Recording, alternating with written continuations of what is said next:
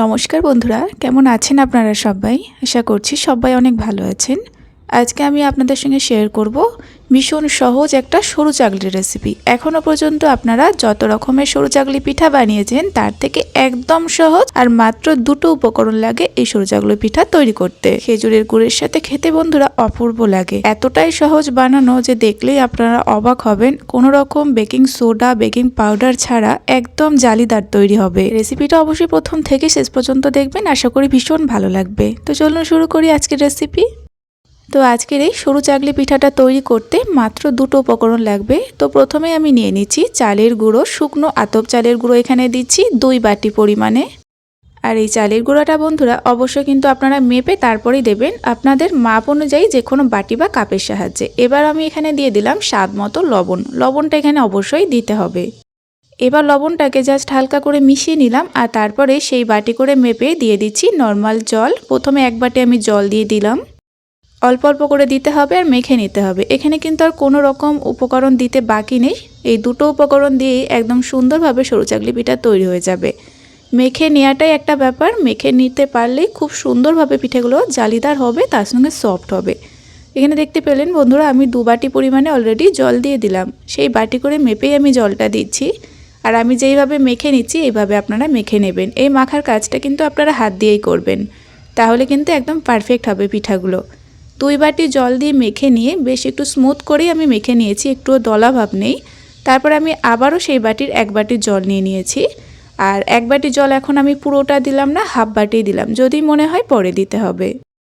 তো এই হাফ বাটি জল দেওয়ার পরে আমি খুব সুন্দর করে মেখে নিয়েছি দেখুন। আর ব্যাটারটা ঠিক এরকম হবে। তো এরকমভাবে প্রথমে হাত দিয়ে মেখে নিতে হবে। এখানে কিন্তু আর একটুও জল দেব না, যতটা জল দেওয়ার আমি দিয়ে দিয়েছি। জলের মাপটাও আপনাদের সঙ্গে পরে শেয়ার করছি ভালোভাবে। এবার এরকম একটা হাতা নিয়ে প্রায় 1 থেকে 2 মিনিট মতো ফেটিয়ে নিতে হবে। ব্যাটারটা খুব বেশি ঘন হবে না, খুব বেশিও পাতলা হবে না। তো 1-2 মিনিট মতো ফেটিয়ে নেওয়ার পরে আপনাদের দেখিয়ে দিচ্ছি ব্যাটারের কনসিস্টেন্সিটা ঠিক এরকম থাকবে।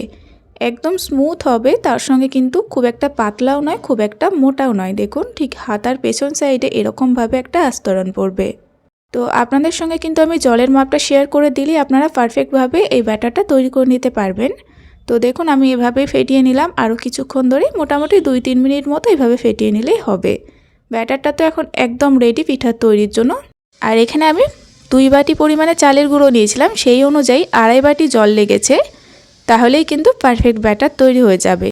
তো তাওয়াটাকে ভালোভাবে গরম করে প্রথমে আমি একটা পিঠে ভেজে তুলে নিয়েছিলাম, কারণ প্রথমের পিঠেটা কিন্তু পারফেক্ট হবে না, তাই আপনাদের আমি দেখাইনি।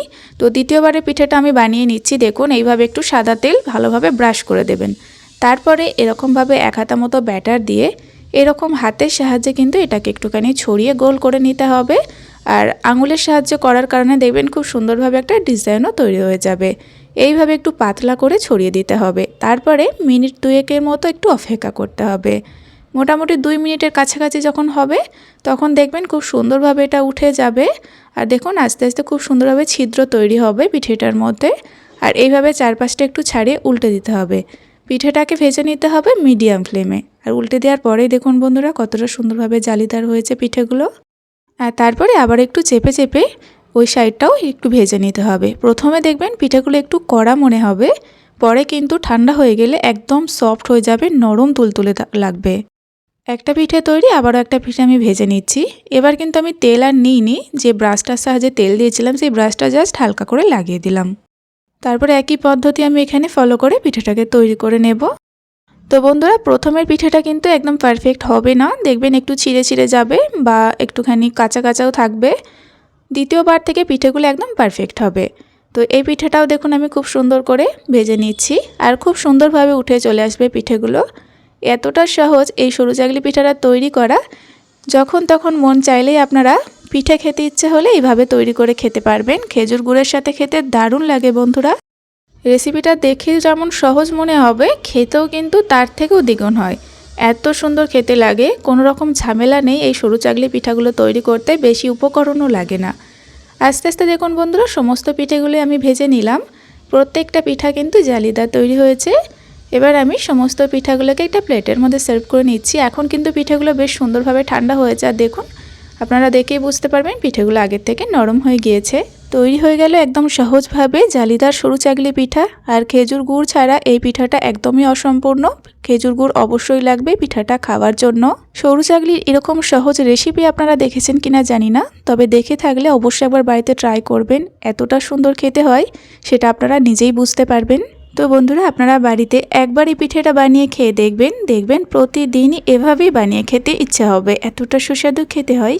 তো আজকের রেসিপিটা কেমন লেগেছে অবশ্যই একটা কমেন্ট করে জানাবেন, তার সঙ্গে একটা লাইক দেবেন। ভিডিওটা সম্পূর্ণ দেখে থাকলে অনুরোধ থাকলে চ্যানেলটিকে সাবস্ক্রাইব করে প্লিজ পাশে থাকবেন। আজ এই পর্যন্তই বন্ধুরা, আবারও ফিরে আসবো এরকম কোনো সহজ রেসিপি নিয়ে। ততক্ষণে আপনারা সকলে ভালো থাকবেন এবং সাবধানে থাকবেন।